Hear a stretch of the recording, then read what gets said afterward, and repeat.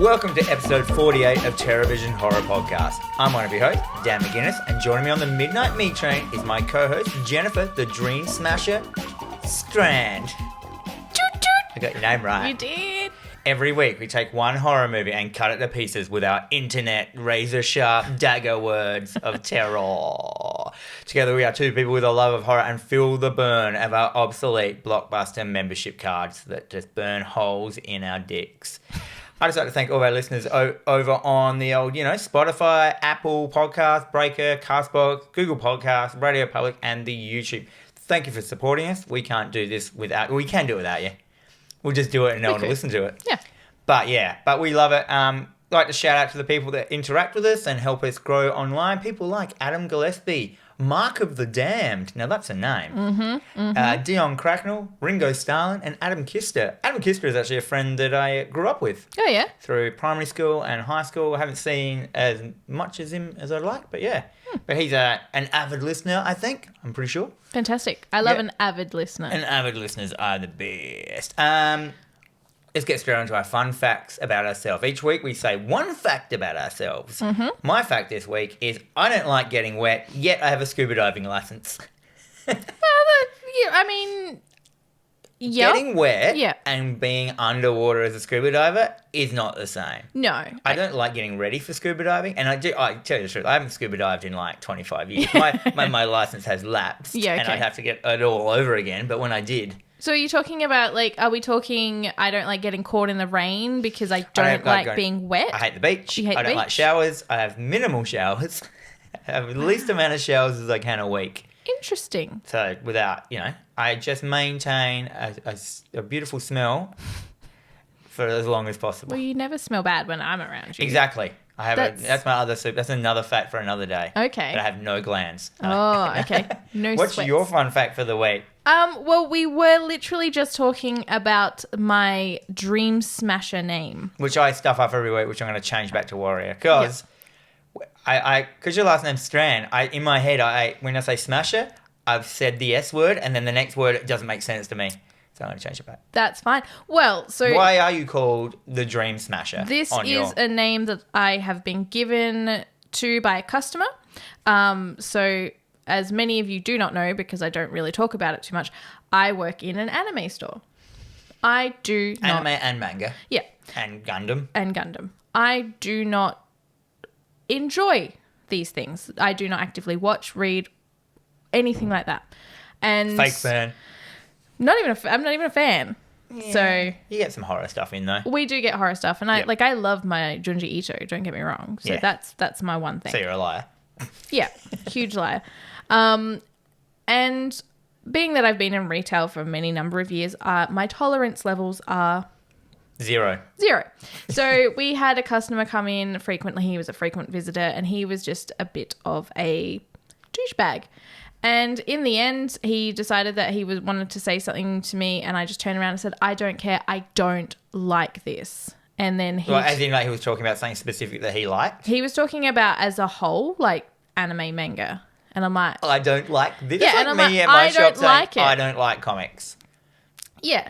It's not something that I generally say, but he just got to... It was a day that I was having, and he's like, well, why do you work here? I'm like, well, I do a lot of stuff here. Nothing to do with anime, yeah. No, it's got nothing I run this business. What I do has nothing to do with sitting down for 8 hours a day watching anime or reading books. And... he decided that he did not like that because so many people would kill to be in my position, and they'd do a terrible job. So he dubbed me Dream Smasher, and then for a good couple of years, every time he came in, he's like, "Oh, hey, Dream Smasher," and I'm like, "Hi."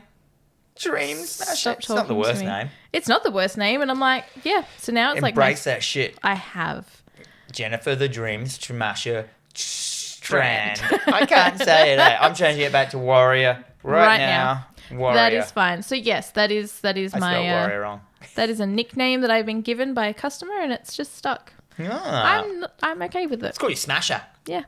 Okay, Smasher, let's move on to our spoiler cast. Yes, every week, Jennifer and I, or Smasher and I, set ourselves a horror movie to watch, and then we go through it scene by scene and spoil the fuck out of it. It's amazing. It's a deep dive into glorious gore, hard edits, cheesy acting, directing madness, severed wangs, and compound fractures. We have a rating system. Yeah, so for those of you playing at home and don't know, you should by now. We say it every episode, but just in case, we've got A, awesome, everybody should watch. B is our beer and chicken wing group movie. F is for fun and dumb. C is a classic that's worth a watch. U is underrated. G, good for its time but is not held up. We've got the J, Jen special. The D, Dan special. We've got the W, which is whatever. We've got the Kesha, the low-budget hot mess, and the cream of the crap, the McConaughey. The fucking fucked. The we watched it, so you don't have to. Nice. Now, this week was my choice, and I chose randomly. And we're going to say none of us had seen this film or even knew what it was. Yeah. I chose Puri by its name, Dude Bro Party Massacre 3 from 2015. Oh, yeah. Yeah. What are its vital statistics, Jen? All right. So this one is a very interesting one. There is a large selection of people who are involved in directing and screenplay. But just for the sake of argument, Tom Jacobson, Michael Russellet, and John Salmon. They are the directors. The overall screenplay was done by Alec Owen. And he also plays Brent/Brock. All right, so the main guy in the film is also the writer. But also the writing credits go to like 20 people because... Yeah, I noticed that. Because all his mates probably just helped him write it. Yeah, so this film had a budget of $241,000. I couldn't find any box office information. I am very interested to see what they made. It may have just been an internet movie or something. Well, so this was purely funded by Kickstarter back in 2013, and this was... So it didn't cost him anything. Had no budget, really. Pretty much. So this was originally a concept trailer posted on 5-second film. So this was produced and picked up after so many people went, we want to watch this film. Yeah, and usually those things don't work. Yeah. Usually it's just like, okay, the trailer's the best thing. This thing, oh God. It's just good. I'm just going to say, it's good. Yeah. I don't have a lot of fun facts. They are literally my... The only fun fact I know about it is that it involves some of the people from Rocket Jump, which is... Jimmy Wong, which is, and you know, Dungeons and Daddies and all those guys, Story Break and all that crap. So some of them are, but there's heaps of comedy people in it. Like it's almost like a lot of cameos. So Larry King's in this. He's got a cameo. Patton Oswalt, he's in this. That's insane. Andrew WK. Yeah, Did you see him after the credits, just sitting on the roof singing a song? He's just singing a still song. Playing a tiny piano. My friends will come and get me again. They'll come and get me again. And there's just oranges around him. Yeah. Anyhow, that doesn't make any sense now, it will later in the show. Yes. So what's its tagline? All right. And it's Sinopo. Right. Don't let a bro see it alone. Fair enough. We both watched it separately. Yeah. I feel bad about that, actually. In the wake of 2 back-to-back mass murders in Chico's flat row, loner Brent Chirino must infiltrate the ranks of a popular fraternity to investigate his twin brother's murder at the hands of the serial killer known as Motherface. How good is Motherface just as a word? Motherface is good. I know. Yes. So... Right. Let's get into it. Let's get straight into it. This is going to be... this film, it's going to say, we may glaze over some things because this film is so dense with chokes and dialogue and editing thing that, but we're going to try and do it as good as possible. Yeah, so you jump in. It took me 20 minutes to write about the first 2.5 minutes of this film. Yeah, it took me like 3.5 hours to watch an hour and a half film. Yeah, and in the end, I had to kind of just stop writing the kind of notes that I was writing. And just do abridged versions. Yeah, oh my God. Anyhow, opens to a red screen with a warning. Did you write this warning down? I did. I was hoping that you would. Yeah, this is why it took me so long. The film you were about to see was almost lost forever. All known copies were banned and destroyed under an executive order by President Reagan. Cool, sure. Sure. The last known broadcast was at 4 a.m. on a public access show in Minneapolis, Minnesota. You would not be seeing the following images if it weren't for a local teenager who stayed up to record it on his VCR. And that's the premise. Is that the end? That's the end. That's the premise of the film. We are watching a film that has been recorded off television. So yes. I'm just going to say it now. Throughout the film, whoever this teenager is has edited out the ads manually, so we get these little snippets of ads or other crap that he taped over and shit like that throughout the film, which are really hard to explain. I just want to put that in there now. Well, I think if you've ever taped anything off the TV, which most people now not any millennials don't even know, if you didn't like unpause it at the right time, or if you unpaused it too late, you'd get those little snippets from like the KFC ad or the whatever. Yeah. And so this film is in 4:3. It is made to look like it is being taped off of television. It actually has did you notice it even had the audio line at the bottom? Yeah. So for those who don't know, like VHSs used to have, like with TVs used to crop a bit, but if you had a TV that didn't crop, there was like a little like staggered line at the bottom of your screen. Like a tracking line? Yeah, your tracking line, and that was the audio track. Yeah. Visualization of an audio track, which is weird to even explain to anyone who's millennial. Yeah. Anyone under the age of 30, I guess. Yeah, but yeah, so they've just gone full hand. And this thing was accurate. Yes. This looked exactly like they had taped something off of television. It was so... It's the love letter. Anyway, so this comes up. Cut to, like, one of those things. So instantly the film cuts to something that had been taped over, and it was just a baby... Yeah. In real life, pushing a fake mower around with a little guy going, "Oh, look, are you mowing the lawn, little man?" You're mowing the lawn. And then, like, hard to explain. These little cut bits in there, which are comedy genius of what they've chosen as well. Yes. Cuts to the midnight morning movie type. So yeah, it has even like as if when you're watching TV on television and it comes up and it's got like coming up the midnight morning movie, like it comes in with these 80s like titles and stuff. And then it goes to basically, you go. It's basically just cuts to this very sort of this, strong sort of guitar, like soft rock, and then it's like this slow motion dude bro pool party, and it's all in slow mo. So they're all in the pool. They're all like shouting and they're partying. They've and got like cheersing. the red kegger cups. Yep. They're like sculling beers, like just being dude bros. Yeah, and for those who don't know what dude bros are, they're like frat bros or fuckheads. And it's like dudes bro party, and they're just like enjoying this. And then immediately as they say that, it cuts to Massacre. One of the bros wakes up in a chair. We get this very close-up shot of a woman smoking, and he's in therapy. Yep. He is the main character. He's one of the main characters. He is Brock Chirino? Yeah. Brock Chirino. It's like Brock and Brent. I'm getting confused. I know, right. She goes to reach for a pair of scissors. So there's a few little like... so we can't see her face. So she's just a therapist. She doesn't matter. No, she doesn't. She goes to reach for a pair of scissors, stops, grabs a pencil, and then she starts trying to get him to open up. She's like, tell me about these two previous massacres on Frat Row.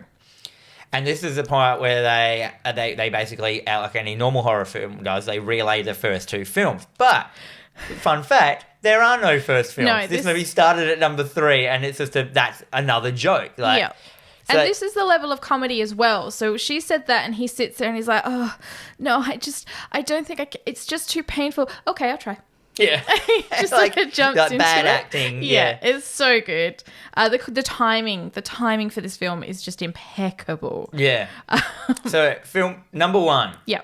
I think it was called it was a panty raid gone wrong, they said. I've written down a lot of this. So the first massacre started with a panty raid gone wrong. We get this shot of a sorority house. It goes up in flames, but it's like just sort of CG'd over. So nothing's happening.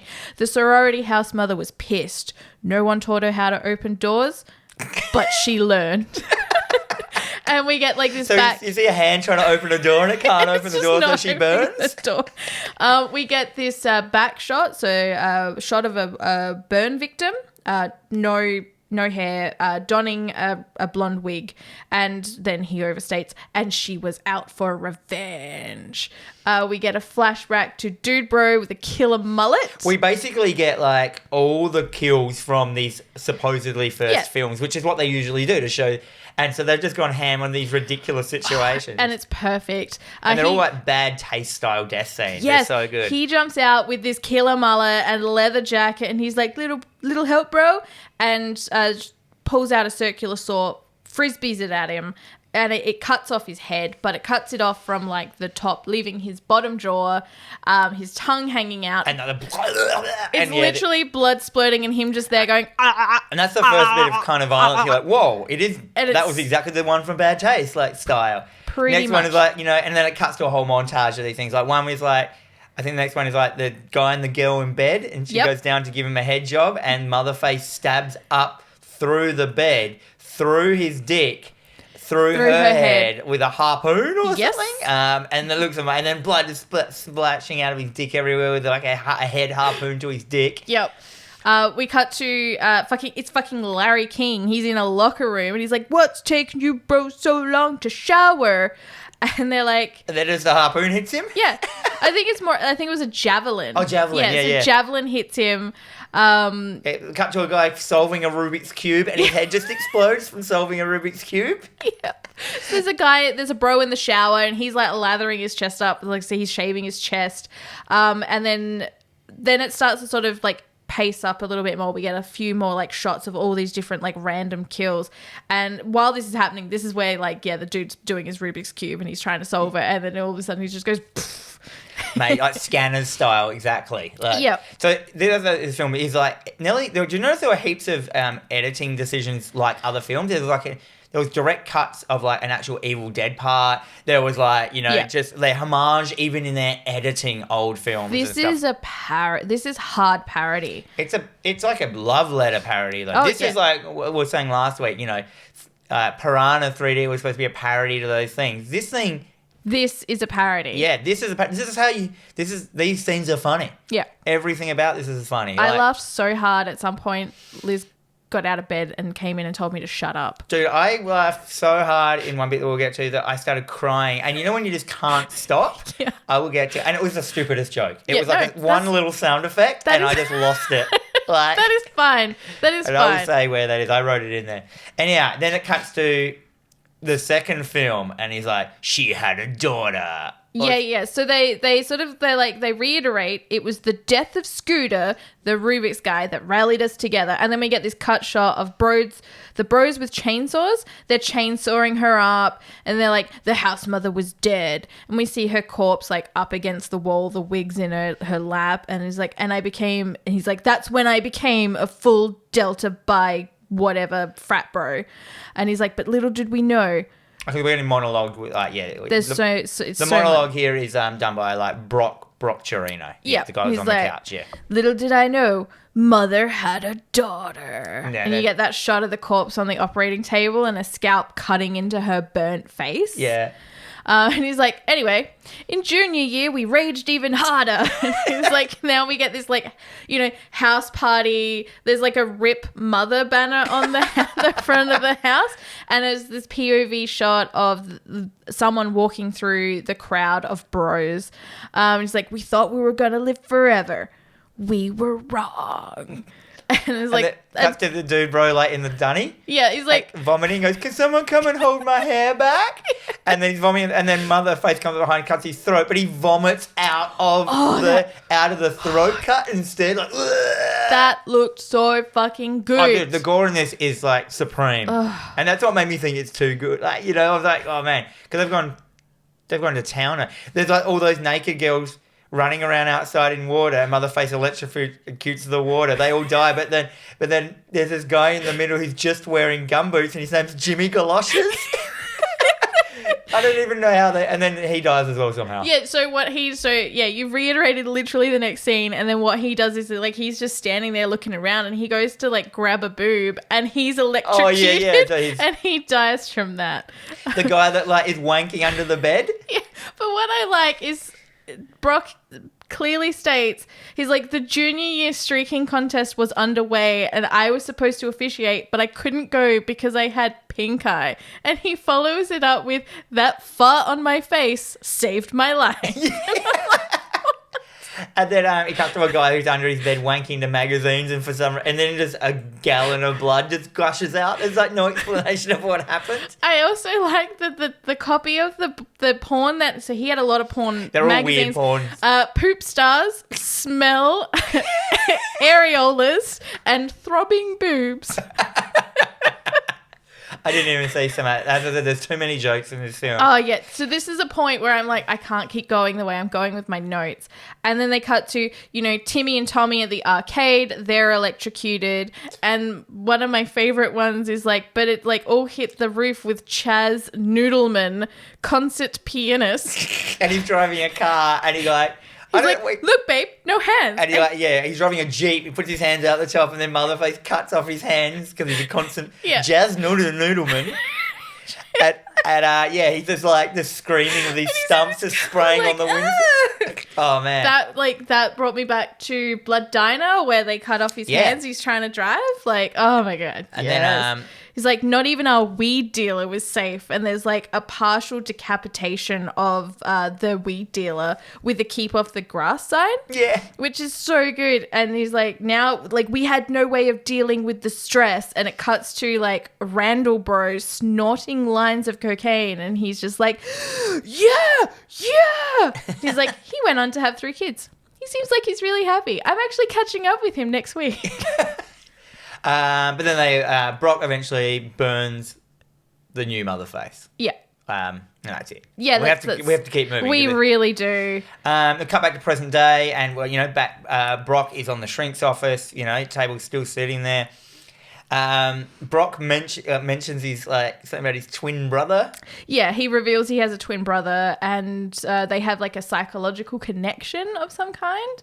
And then she sort of starts asking like, "Well, what is your greatest fear?" And as she's asking him that, like, 'cause she's like writing down notes like, "Oh, twin brother," underline. And then he's trying to sort of reiterate all this stuff. You see her in the background. She puts on the mask. She grabs the Motherface mask, which is the original mum's face. Yeah, the mum's face, which is kind of like hardened over time. And she just grabs him, slits his throat, which looks amazing as well. And the blood splurt covers the screen, and we get the title sequence, Jude Bro Party Massacre 3. It comes out through the blood. Yeah. And you're like, wow, that's a starting. That starting had more violence in it than most violent. This is literally the first 6 minutes of the film. Yeah, 6 minutes. All those kills were in the first 6 minutes. Yeah. And it's basically like more gore than... Because obviously every bit of money was spent on gore effects. Yeah. And a lot of it seemed quite practical too. Oh, it was all practical. Yeah. There was no computer. I don't really The only computer stuff in it is when they superimposed people's faces into the sky and shit for no reason. And shit like that. Then, hard cut.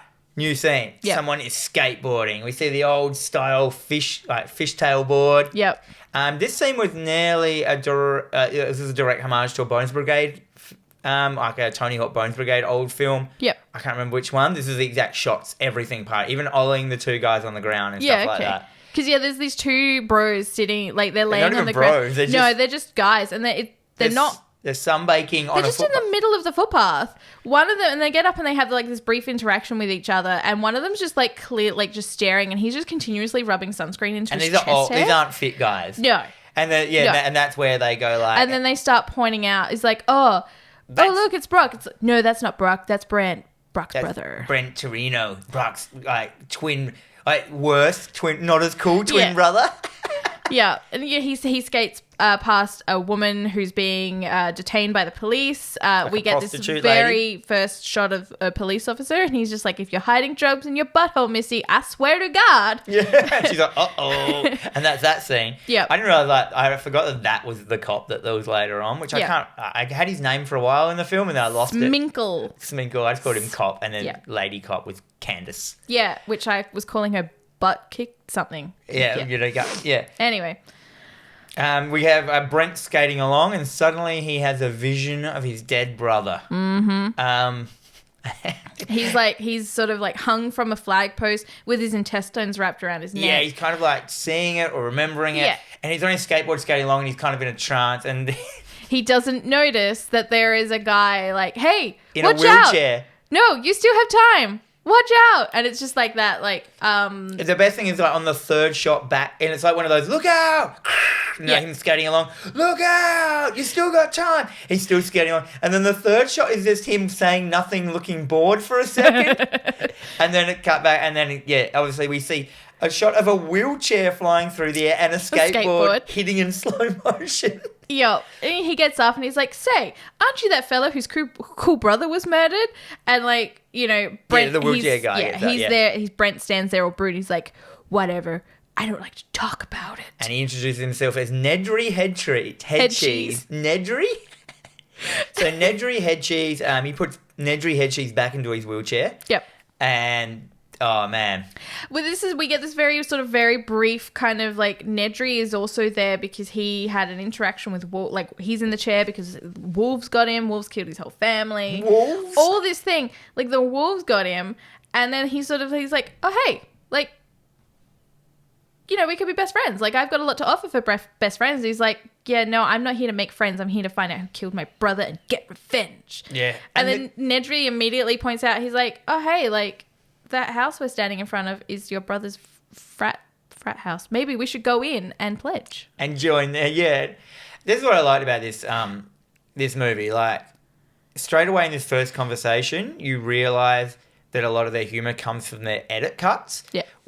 Very much like it reminded me of Garth Marenghi's Dark Place, where like there'll be like conversations purposely edited so the people's reaction that are watching or don't fit in. Yeah. So there'll be someone like heaps upset. It'll cut to someone like for a second and then cut back and they'll be completely fine for a second, like it was a different day that they've shot it on, and then oh man, like, and that's hard to do that, eh?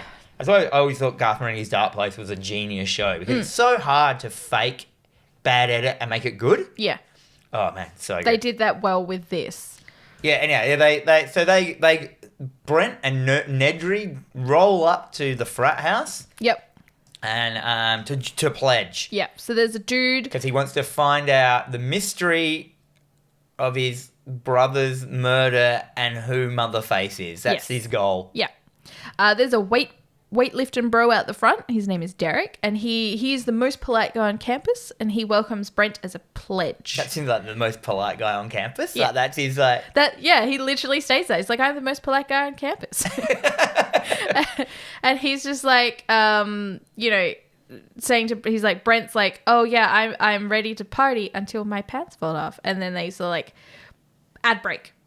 Yeah, so now basically within the film, because it was supposedly taped off television, that is the point where there would have been an ad break. Yeah. And we get a tiny bit of this ad before whoever was obviously taping it has paused it, the recording to start again, and it's just, I don't know, what are Pizza Goblins? Yeah, Pizza Goblins. It's family magic. So it's like this movie that's coming out. Yeah, it's like a fake trailer. And it's like Siskel and Ebert give it 2 thumbs down. And as a little pizza goblin is bursting through a pizza box, and then it cuts to another one, which is just some cereal for like 1 second. Yeah, and it's like even the audio's fucked up. Two people standing next to a dragon. Yeah, with some cereal. Sure. And then it cuts straight back as if he's edited the ads out. Yeah. It's like, "Welcome to Delta Bi." And then we get, so once they're in the frat house, we get this introduction of all of the bros. The characters. So there's Spike. He rages harder than anyone. And he looks like the guy from Napoleon Dynamite. He's got the American flag sort of happy pants. He's got the crazy spiked mullet. And he immediately like pees his pants because he's unconscious on the couch. Yeah. Sizzler, the hardest working pledge, who will never get in because he's a vegetarian. So he's the pledge, and he's just played by Jimmy Wong. And he's just got pledge written on his t-shirt. So I just called him Pledge the whole time. That is fine. I didn't know his name was Sizzler till the end. Yeah. Which is really weird because they mentioned that. Yeah. Samsy, he's in the kitchen. He's cooking some eggs. And Samsy, he's like a long-haired sort of very like 70s He's surfy. a surfer. Yeah, he looks like the dude from... He looks like Martin Bryant. I was going to say like the skateboarding people. I can't remember their name. The Bones Brigade? Yeah, that'd be the one. Tony Hawk? Boney Dork? Yeah, that one. Sure. Samsy takes... Stacey Peralta, the Dogtown guy. Thank you. Yep. Yes. Oh my God, that would have bothered me all day. Samsy looks at Brent and he starts having these weird flashes of Brock. Because cooking him Brock eggs. and Brent they're identical twins. So yeah, they're all in like all the frat boys are in like post like what's it called? Like they're having some trauma from Brock dying, and when Brent walks in, exactly like him, they're like, yeah, it freaks them out. So Samsy gets this because like Brock was the best dude. He was the main coolest guy. Bro. He was the leader of them, and he died. Yeah. So Brock's cooking him eggs, and he's all covered in blood, and then they just leave. They all leave the room, and you see this woman's hand reach in to the knife block and pull out a knife. Uh-oh. We go upstairs, and we are introduced to T.O.D.D. He's pre-med. T.O.D.D.? Yeah. Is that Todd? He's pre-med and the smartest guy on campus. So as they're introducing, and he looks like a giant nerd. He walks in. Knife walks in. You see this knife. You see the girl, with the knife, like, because it's all out of shot, like you just see the hand, like, kind of like POV almost shot, yeah. Yeah. Brent turns and he hits her, knocking a full plate of brownies out of her hands, and she just stands there and she's like,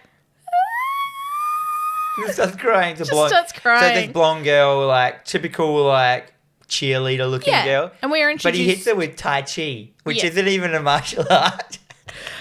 We're introduced to Samantha. She is a psych major, so she's crazy. And that's what they say. Yeah. As in, like, she's studying psych, which means she's crazy. Yeah, and she is dating Todd. T.O.D.D. T.O.D.D. And he's kind of like having none of it. Like, I'm pretty certain he's kind of gay. I don't know. Anyway. No, it was just like the whole thing is that she wants to join the frat, but she's a girl, so she's not allowed to. And, like, they just hate her because she's a girl and she's not a dude, bro. Yeah. And Todd, basically, he just puts his, like, headphones back on and turns around, goes back to his study.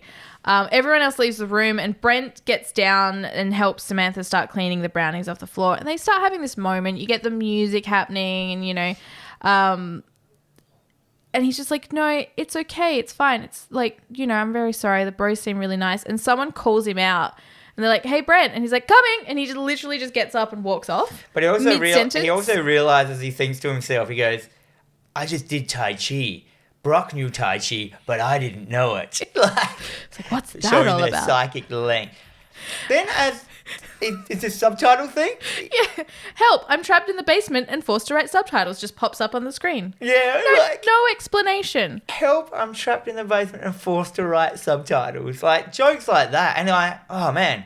That was only for like a second. And you're like, what? Okay. Yeah. And it does actually come back later on. It does. So Brent goes in and he goes, you can stay here, which is Brock's old room. Yeah. It basically looks like a child's bedroom. Yeah. Like, there's toys and stuff on the wall, like the bro in the block letters on the wall. And then this angry bro. We're introduced to her. Yep. Yeah. He walks in, he's calling dibs. He's like, this is my room. This is my room. He's trying to, like, out-bro everyone. His name is Turbo. And he's, like, going so hard. Like, he is the frat guy that takes the whole frat thing so seriously. He's like the John Belushi character in Animal House. Yeah. Yeah. So he's got, like, a sleeveless denim jacket. Yeah. Often he kind of looks a little like him as well. Yeah. I thought he looked like Shane Hattie. Yeah. Yes. So that's a personal joke for us. Yeah, right. And he immediately, he's like, Pledge, get over here. And the Pledge just pulls down his hand. He starts, like, wailing on him. He starts spanking him, and he's like... At first, he, like, kind of gets in Brock's face. Yeah. And Brent's face. And he's like, oh, you think you can, like... Yeah, I've heard you think you can handle this? You think you can take Brock's place? You think you can handle this? And, like, yeah, the Pledge... just, like, wailing on him? Yeah, because they used to paddle wedges. Yeah. And he had... he starts paddling the wedge. And the wedges... the Pledge is loving it. Yeah. He's just, like... He's he thinks fantastic. he's going to get in. But then he changes how he's paddling him as well. So he starts out, like, really going for it. And he's like, what about this? He's like... gentle pat. Yeah, like, can you handle this? And he has all these weird, like, non-threatening ones, which is just more jokes and weirdness, which is too hard to explain. Yeah, and Derek sort of pipes up and he mentions that Brent is going to help with the prank. So the end of year prank that they all do every year, the big prank. Immediately means Turbo's like, oh, the prank, yeah, it's all about the prank. Yeah, you're a bro then. And then he's just like, you know, only a real party guy is going to be able to pull off the Delta Buy pranks. Like, okay. Whatever. Then Turbo walks over to a cupboard, opens the cupboard, and out swings a stuffed dog on a rope. And it swings out, and he, like, cowers back in fear on the ground, like super, afraid. Then all the other dude bros are at the door laughing and filming him. Yeah. And he just yells out, you guys know that I don't like stuffed baby dogs. You know I'm afraid of dogs. And, like, Brent picks up the plush and he's like, oh, this is the same dog plush that I gave Brock. Because it looks like our childhood dog, Dr. Bagels. And he's just like, But then he's like, but I need Turbo to trust me. This is him thinking he's in a monologue. Yeah, so I need Turbo to trust me because he's like the leader. So he just goes like, I hate puppies too, and just rips the head off. and then instantly Turbo's like, you're okay. Yeah, and then they start broing out, and they're like, let's go start making plans. We cut to 1-800-PUMPED. Yeah, this is another ad break. Another ad break. I mean, it's not even an ad break. It's weird. 1-800-PUMP, which was just a guy yelling without a shirt, like, "Ah!" to 1-800-PUMP. 1-800-PUMP. And then that's it. Like, you get these tiny little, like, almost assaults on your, like, you know, like, on your imagination, like these things that are so full on in your face. And you're just like, you never get time to even process a joke before another joke happens. Yeah. And it's almost exhaustingly awesome. Well, it was exhausting for us because this was a first watch and we had to try and keep up with note-taking so much so we couldn't miss everything. Straight away, I'm just going to say that everyone should go watch this film. Oh, my God, yeah, do it. Then we cut to Nedry and Brent at nighttime. Yep. So Nedry is... He's obviously in the middle of a rousing game of Edward 40 hands where they duct tape 2 bottles of 40 ounces. 40s to your hands and you have to drink them. And like Nedry and Brent are both drunk because they've obviously been trying to fit in with the frat boys and they're drunk. Yep. So they are heading off for their prank. So they're going to the radio station. So this is the big prank? This is the big prank. So they for some reason they just have to... That actually sounds like a pledge thing, actually. Yeah. So the big prank is they're going to the radio station and they're going to say over the air, Dean Pepperson eats farts. Dean Pepperson eats farts. I know. Who's a lady. Such a prank. But they accidentally take a wrong turn and they end up at an airport. They said, like, all you hear is, like, Dean Pepperson eats farts. It's like, get off this frequency. You get off this frequency. Like, and this is an airline control He's like, I'm traffic. a pilot and I'm trying to land this plane. And then obviously the plane crashes. We just hear all this happening. And you cut to one of the, the spinning newspaper, with the headlines. It's like, plane collides with orphanage, hundreds feared dead. And you're like... What? And then it cuts to, like, obviously the gang, the dude bros getting chewed out by the Dean. What's her name? Dean Pepperson or Dean something. Pepperson. And she's like a lady, like, in a blonde wig. Yeah, and then they sort of... And she recounts all their previous pranks that they've done. And they're pretty, like, nasty as well. Yeah, like, one of them, she goes, the last prank, 200 people died. Yeah, so they're not pranks. They're, like, domestic terrorism. Yeah, or when they blow up a dam. Yeah, because Sammy's sitting there and he's having all these, like, weird flashbacks. Yeah. Kind of thing, so... And so one of their pranks was they blew up a dam and it sunk a whole town, which is now called New Lake City. Yeah, because it was Old Parch Town, which meant that it was just, like, barren wasteland. Old Parch Town became New Lake City. Yep. They freed a dictator or something? Yeah, they were talking about freeing a dictator. I didn't catch it all. They're just like pranks that are basically world-changing things that they've all done. They've literally killed, like, world-changing 3,000 people in their pranks, but they're fine. Yeah. Because they're like the dude bros. They're the dude bros. And she suspends them. And of course, as she's like, you're suspended, Spike, the raging bro, he gets up from, like, he's obviously passed out underneath the table. He gets up and he's like, you can't, it's Greek week. You can't suspend us, it's Greek week. Greek week. And she's like, well, you can have Greek week at Old Sorority House at the lake. Yeah, so she basically, she's making them stay at a haunted mansion on a lake. Yeah, which is, look, I'm going to say it, this is perfect. Basically, just turns it into Friday the 13th. Yeah, and he's like, do you know what? It's fine. Because it'll be a dude bro party. Yeah. They all leave. You get this glimpse of Motherface hiding in the closet. And then the Dean picks up the phone and... No, first Brock's ghost appears. Does he? And says, Brent, you should go to the lake. That's right. Yeah, because that's where he's like, it'll be a dude bro party. Yeah. And then the gang all leaves. And then it cuts to, we see Motherface. She was hiding in the cupboard. Yeah, she's just hiding in the cupboard, just the whole watching. time. Yep. So Motherface is obviously not the Dean. No. So the Dean picks up the phone and she makes a call. To a Satanist? To a Satanist. It's Patton Oswalt in a red cloak, which, because we all know Satanists wear big red cloaks, and a very fake moustache. A fake moustache, yep. And it's like, okay, so a plot is afoot here. And they're talking about they need a virgin sacrifice. Yeah. And then you get this Which shot. clearly the dude bros aren't. No, No.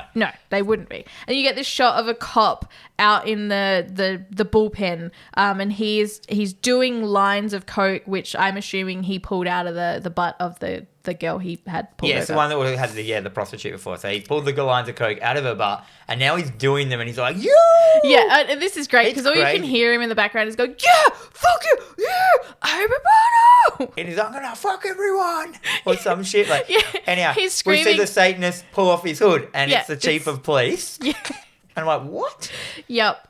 We cut back to The dean. Motherface jumps out of the closet. No, she sneaks out of the closet. Sorry, she picks up grabbed a letter opener. Letter opener, And she starts stabbing the dean to death. and that's it. Done. Yep, done. Dean's out of the picture. Don't need her in. They just kill every character who's not needed anymore. They're Amazing. tying up all loose ends. Yeah, so at one point, Sminkle, who is the cop, he's literally out there going, I am an immortal fuck machine! And they're like, so then we get like the chief of police calls in the lady cop, Yep, Candace. Candace. And he recounts his whole plan to her, which I've written here in brackets. I hope Jen wrote this down. I didn't write down the whole plan, but It doesn't really make sense. It doesn't, but he's like, look, you're top of the class, but are you ready to handle a real world mission? And he basically sets up stating that they need a virgin sacrifice on the blood moon to help give Motherface the power to kill the dude bros. Yep. Can So you do this? So And his whole plan is to kill the dude bros. Yeah. For some reason. That is literally all it is. Because it's one of those like ridiculous, old plots where people just hate people for no reason. Yeah. So you got that very 80s satanic panic happening there. And then, so that is literally what it is. It's And so the virgin that they've got is the cop that was Who's taken doing lines. Doing the line. So he's just like, you have to take him, this cop, to this spot. Yeah. And get him sacrificed. and she's pretty much like, How are we going to convince him? you're going to be able to convince. And he's like, Spangle, get in here. And he comes in and he stands there and he kind of looks at her and he goes to sneeze and doesn't sneeze. And then he turns and literally sneezes and you just get this big puff of like cocaine in her face. She's just like, oh God, gross. And he starts to set him up for the mission, which when you were telling me, because you had watched this before I had, this is the most dumb fucking mission ever. Basically, doesn't he say like, he goes, he tricks the cop into going on the mission on the case Yep. by saying there is a vitamin C shortage. Yeah, there's an orange shortage right now. An orange shortage, which is causing a vitamin C shortage. And Yeah. you see a little meter on the side of Yeah. the screen with the vitamin C go. It's like vitamin C levels have never been lower. Yeah, and he says the dude bros are actually bags of oranges in disguise. And if you boop them on the nose, they turn back into oranges, and that will solve our vitamin C problem. What I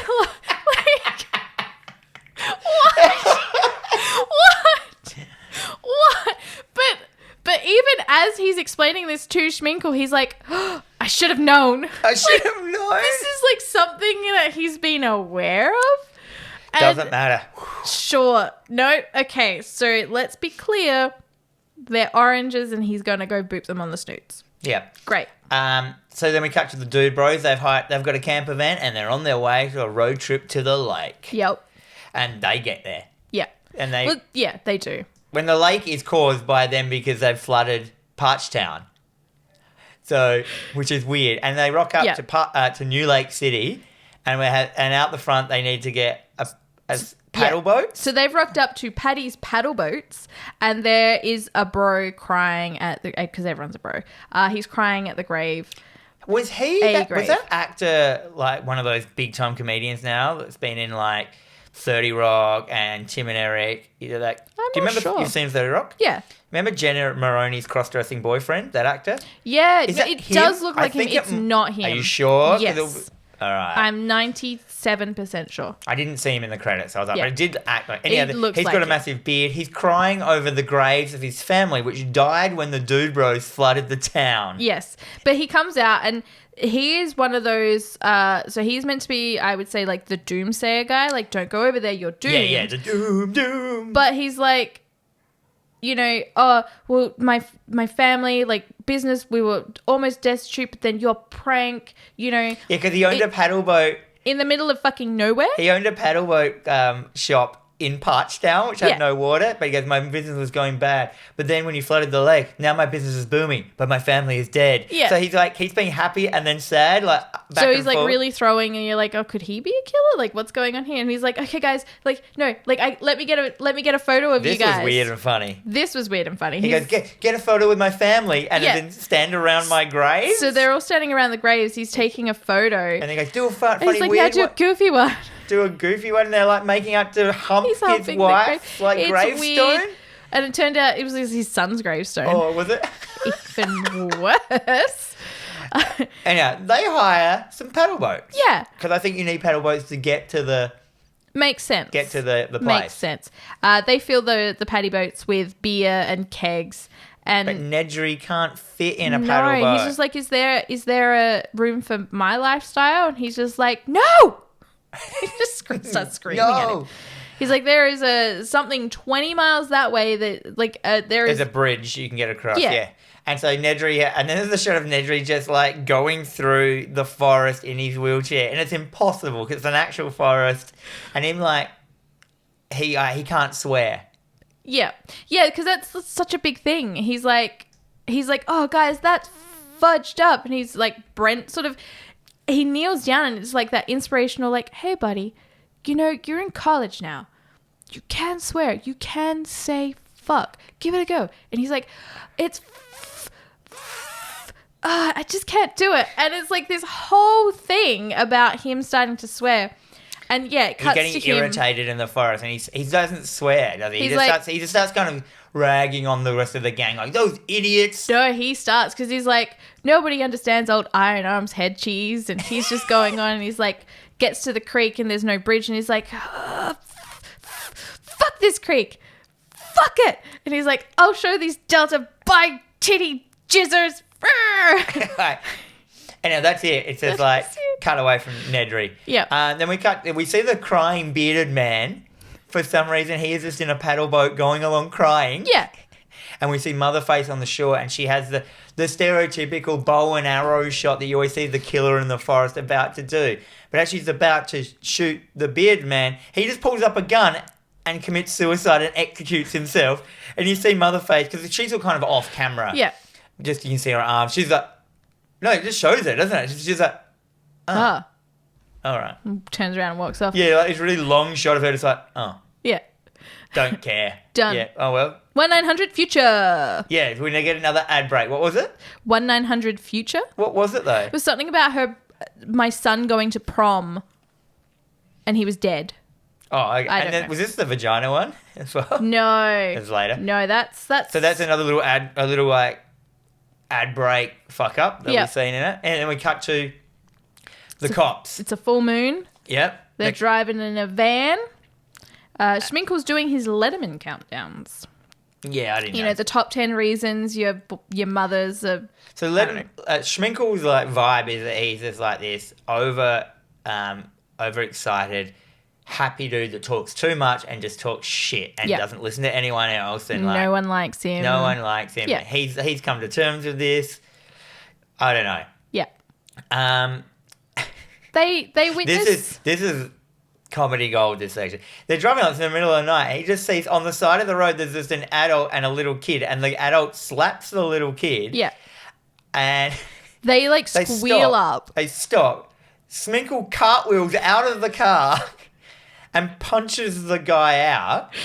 He picks up the kid, gives him $100 and a copy of The Grapes of Wrath, and tells him just to go and like... He's like, yeah, take this and this, get out of town, change your name, make something of yourself, go out into the woods. A copy of The Grapes of Wrath? Why? Then he gets back into the car and he backs over. Like there's this whole scene of him just backing it. It's not even anything. No, and again, this reminded me of Blood Diner in that scene where he's like reversing and he's like... Yeah, I got that as well. Yeah. And then this is... Oh, man. I rewound this story a couple of times. I didn't get to write this down.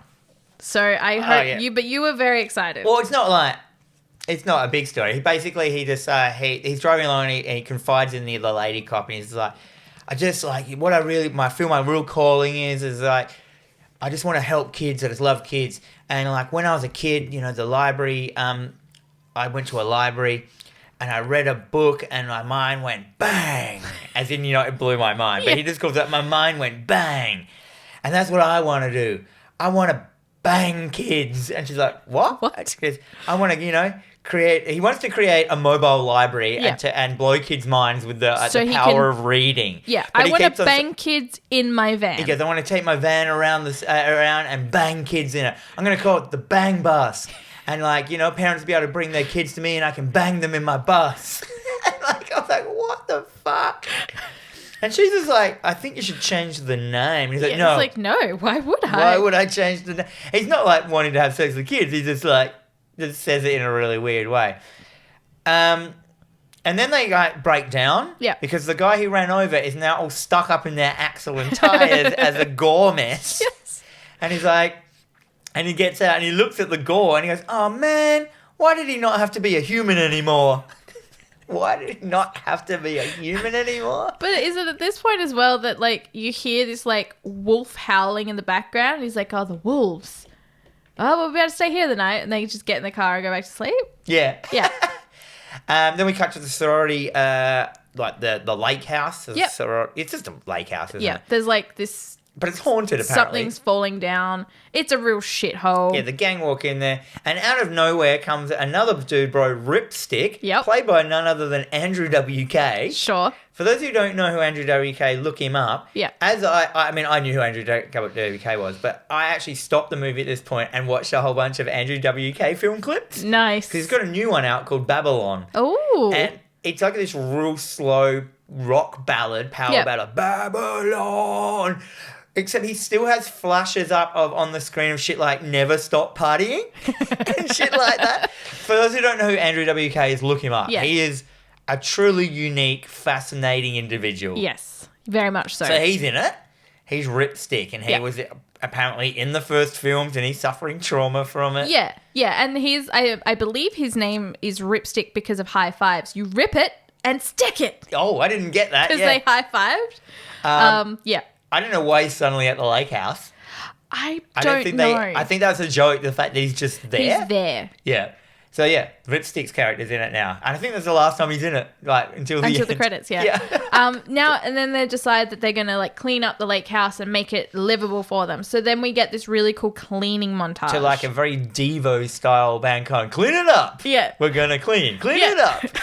It's literally this song. We're going to clean it up, clean it up. But in the Devo voice. Yeah, it's so fucking good. Sizzler, the pledge, he's in a maid's uniform for some reason.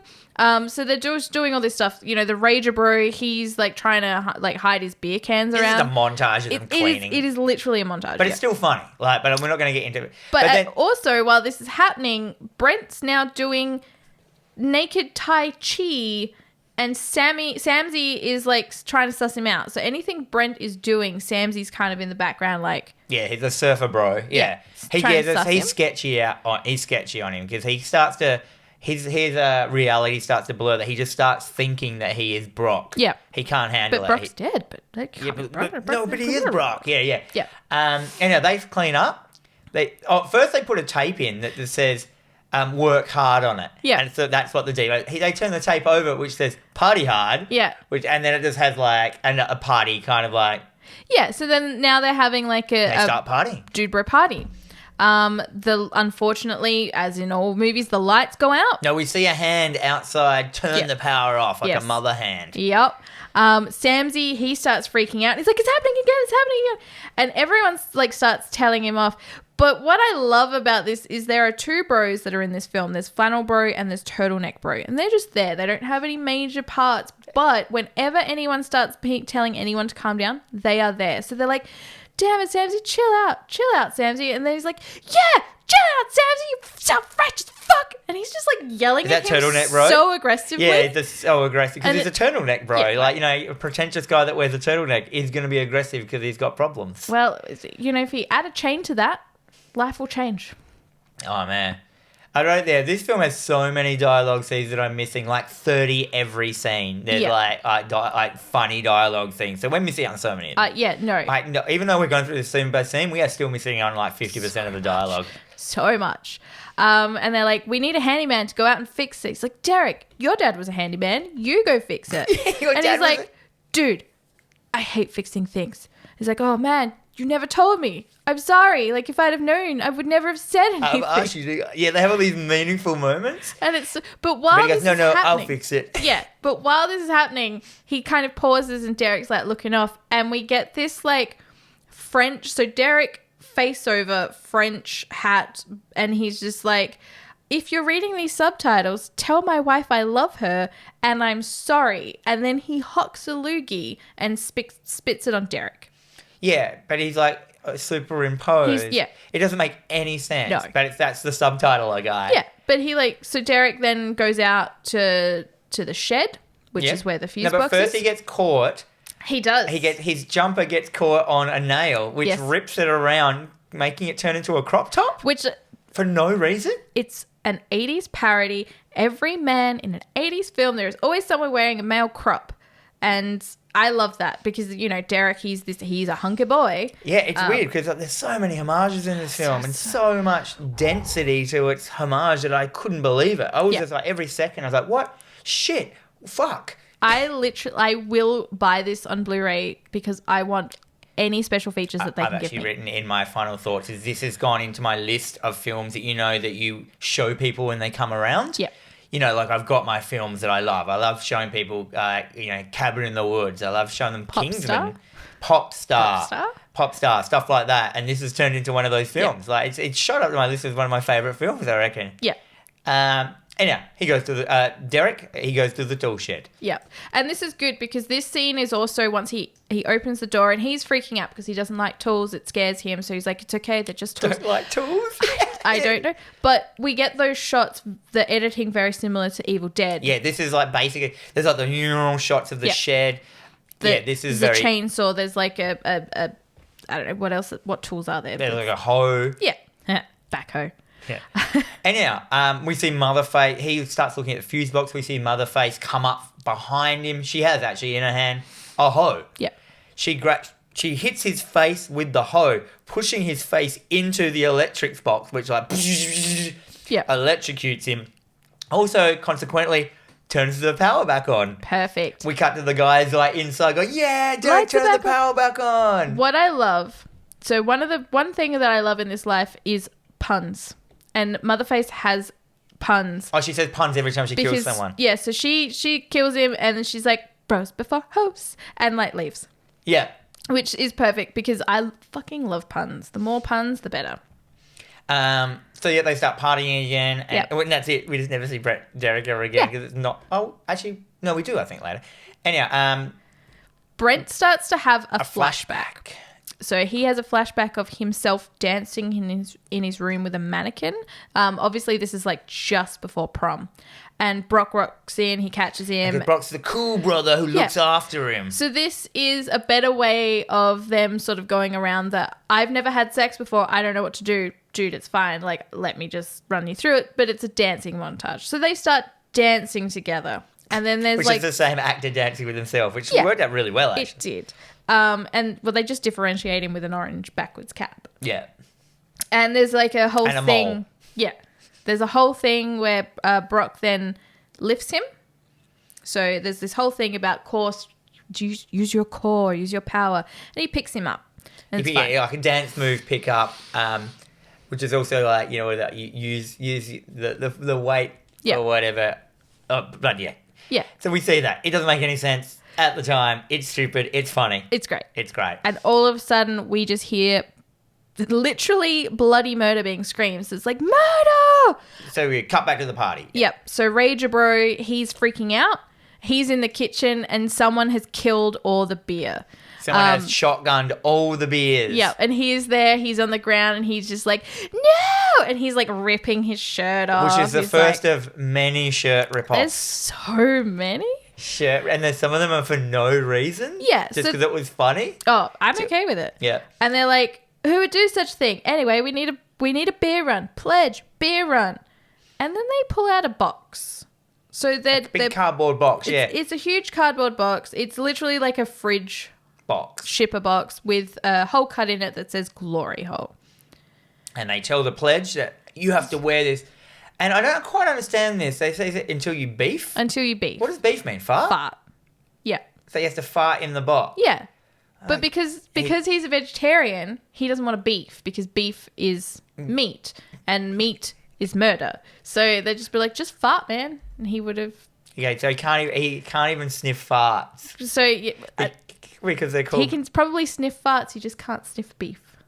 I don't know. I don't know either. Yeah. Anyhow, so now his character becomes a cardboard box with legs. Yes, and that leaves. And we then also forgot to mention there's Filmer Bro. Yeah. So there's a bro which is had a video camera the whole time filming things Blair Witch documentary style for no reason. Yep. So him and... That is it, because then we cut to Bills, my vagina. Oh, yeah. So, yeah, we cut to one of those ad breaks and it just goes, my vagina.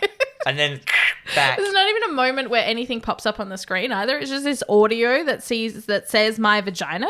Yeah. It's fantastic. We cut to the cops. Yeah. So Candace, she's trying to pull the dad parts from the wheels. This is where we start hearing the howling. Yeah, the wolves and he's like, oh, the wolves seem to be getting smarter. Well, the wolves are coming. Better spend the night here. Yeah. And they just sort of get in the car. She's in the front seat and she's having trouble sleeping. And she's like, Sminkle starts talking about the Dude Bros sophomore prank. And he's like, oh, I remember that. But he starts having like this weird audio flashback of basically him shooting and killing a hooker. Yeah, which is nothing to do with it. And he's like, oh, I should also mention that I sleep with my eyes open. And he kind of just like stares at her and then his face just kind of drops a little bit. He starts snoring. It's really creepy. I know. Do you know I had a neighbour who did that? Really? Yeah, when I was younger, there was another young kid, a bit younger than me, across the road. I can't remember his name. But he used to sleep with his eyes. So he'd go into his room and he'd just be lying in bed with his eyes wide open. And he was awake, like making sleep sounds. Oh, my God. Yeah. No. Yeah, I know. Weird, eh? So this is now where we cut to Pledge in his beef box, and I don't know if his name was ZQ or CQ, but I just called him Filmer Bro. Camera Bro. They're on their beer walk, and they're like, because you just see these like little legs sticking out of a box, which is so fucking cute. And he's like, it reminded me of like Chromati High or something. Like what that is? It's an anime which you sell. Sure. And he's just like, dude, just beef, and you can come out of the box. And then so they're having this like weird like another one of those like nice touching moment conversations, and then he starts feeding him a carrot through the glory hole because he's a vegetarian. Yeah, but so he's feeding him, but then he leaves his hand in there, and it's just this like prolonged shot of him with his hand in there, and he's nodding, and you expect it's going to get chopped off or it come out like cut off, but it's just a really long shot with no dialogue, with his hand in the box, just nodding. Yeah, and the nodding just sort of like it changes up. It's like, oh yeah. Creepy. Like a weird edit joke. I love it. He just nods and smiles for ages. Yeah. Then we cut to Brent. He's investigating the lake house. He finds with this giant magnifying glass. Yep, and he finds a secret passage and he like goes up into this secret passage, which is like an attic. Yeah. And he goes, it's full of clues. All of the clues. Clues. And it's literally just like newspaper clippings. And basically everything he needs to know is in this room. Yeah, when it has all like strings between them, like, adding it all up. Yep. And then we have Surfer Bro comes up behind him. Yes, he's sitting in the room. Up in the attic with all the clues. And he's acting real weird. He thinks he's Brock. He's like, I have memories of your corpse, your anus. Like, okay, sure. Anus. Your anus. And he's like... He always says that line. I have memories of... He goes, I don't think that is... Or he has a weird catch line. But yeah, and he's just like saying something about, like, dance with me, Brock. And he's like, they dance. And then they start dancing. He makes out he's Brock because he's like, oh, this is going weird. Yeah, because at one point he's like, what's that on your face, Brock? And he's like, oh, it's chocolate. Chocolate on your face? He's like, I'm saving it for later. And he's talking about the mole. Yeah. And they start dancing. This is fantastic as well. There's a lot of clicking, a lot of voguing, and a lot of just like weird dance scenes. And Samsy just turns and he goes, catch me. And he runs at Brent. And obviously, because Brock is a phenomenal dancer and can lift people, Brent can't do the same. He lifts Samsey, can't do it, drops him on his neck. His neck's broken. He starts freaking out as well. He's like, wah. So he's killed Samsey. And just sort of like very casually and very sort of petitely pops a doily on him. Yeah, just covers him in a doily and goes downstairs. End of scene. Yep. And then we see crying beer guy. Yeah. What did you call him? Beer dude? Or? Rager bro. Rager bro. Because he rages harder than anyone else. So Rager bro, guy sees... What does he see? He starts crying and running into the forest or something. Yeah, I don't know. He's upset about all the beer. Well, no, he sees... I don't know. He sees something. He sees Samsey. No, sorry. He pops up into the attic and he sees Samsey laying there and he's like, "You're wasted. You've hiding the beer from me." Oh, yeah. And he gets mad that he's like, Samsey's obviously wasted and he goes like running out. He's so enraged that someone has drank the beer and it's not him. Yeah. He runs outside screaming into the forest, running frantically through the forest. And this scene is fantastic as well because it's literally just him and he's clearly like running on some kind of treadmill and they're just like hitting leaves at him. So it's like thunk, thunk. Yeah. Oh, wait. Oh, shit. Thunk, thunk. He trips. He trips, but he looks up and he sees what's there in front of him? A keg of beer. Yes. In the forest. Still cold. It's still cold. But then he looks, he goes, "There's no tap. He needs the There's tap. no tap." And you're like, so the horror is that he's found a keg, but he can't get into it. Yeah, it's like that episode of The Twilight Zone where the guy, the eyes. He's in the library and he's like, "I now have all this time to read," and his glasses break. Yep. Yep. And suddenly we see Motherface come up from behind him and she rams a beer tap into the top of his skull. Yep. It doesn't kill him. He holds up his kegger cup and she uses the beer thing to fill it up with his blood skull brain juice. And then he drinks it because he's such a rager dude that he has to drink out of the kegger cup. Yep. And he falls down dead and she's just like, "It's all head." Her line. I'm glad you remembered her lines because I forgot to write them all down. Look, I love a pun, but and I then love she just as well. walks slowly out of shot. Yeah, she does. She's just like, okay. But I love her outfit as well because she literally just looks like this trailer trash kind of. She's got the jeans. She's got a cut off flanny. So it's like the sleeves. She looks like a rodeo girl. Yeah, kind of. But the hair that she's got is clearly a wig that's really big, really bad. Like it's like big Dolly Parton. Which made me think she was more like a rodeo. She was like a country singer. Yeah. Tight blue jeans. A trashy one. Small little sleeveless flanny. Like a fitted one and big hair, but with her mother's face. Yeah, exactly. But wearing it. We cut back to the party. Flannel Bro and Turtleneck Bro, they're having a conversation about Hamlet. Doesn't matter, yeah. Doesn't matter. They're having all the other bros are having an arm wrestling competition. And then Brent's there and he's like, because he's got his corpse hidden upstairs. He's kind of weirdly freaking out. And then all of a sudden, out from behind the kitchen comes long-haired Samsey again. He comes walking in with a plate of cookies. Like, not knowing anything. And what is going Brent's on? like, "What the fuck?" What? Yeah. Because he just killed him. Anyhow, Brent has an arm wrestle with Turbo. Yep. They're in this like man lock. And as this is happening, Samantha surprises them at the window with beer. Now, first, they see beer. She goes, I don't know why. It's like they're up a couple of stories. Yeah. We see a hand with a six-pack come onto the windowsill and they're like, and then they see her face and they're like, oh. They're like, "What the fuck, Samantha?" And then they basically just, "You're a girl. No girls allowed." And they just basically kick her out and keep the beer. Yeah, she's just like, "Oh, but I have beer and you like beer, which means you like me." And he's like, "We can like beer without having to like you." And they literally kick her out. And because she's TODD's girlfriend, he's got to go too. Yeah, he has to go. It's the rules. TODD. Like, you've clearly broken the bro trust of having a bro weekend. You've brought a girl. You got to go. Yeah. And he's like, "I don't want to go out there. She's going to try and take my virginity." Yeah. So she's kind of like that bro mentality of like, I just want to bang. No, she just wants a baby. Yeah. She just wants to get pregnant. She just wants to be a mother. And he's just like, "I don't want to go out there because I'm going to have to have sex with a And that's not bro-like. Yeah. And they keep talking. There's like, well, there's a tent in the shed. Go get the tent. And then they sort of looking at Brent. And he's like, what are you going to do, Brent? You with us or are you against us? And he's like, tent's in the shed.